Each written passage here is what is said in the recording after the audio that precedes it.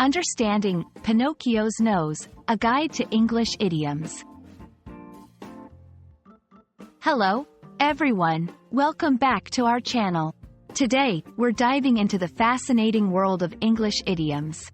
In this video, we're going to explore the meaning and usage of the phrase, Pinocchio's nose. So, grab your notebooks, and let's embark on this linguistic journey together.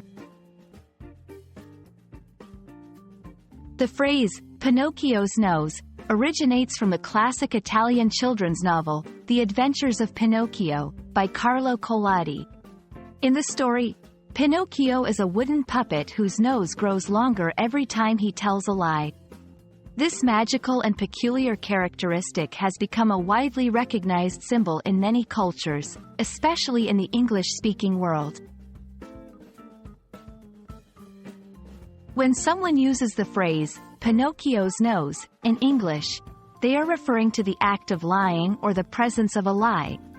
It implies that a lie is as obvious as the growing of Pinocchio's nose. For example, if someone says, "I can see your Pinocchio's nose growing," they mean they can tell that the other person is lying.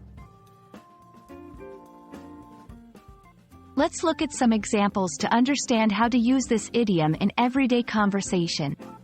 1. Whenever he promises to do his homework but doesn't, "I can see Pinocchio's nose growing." 2. She tried to hide the truth, but her Pinocchio's nose gave her away.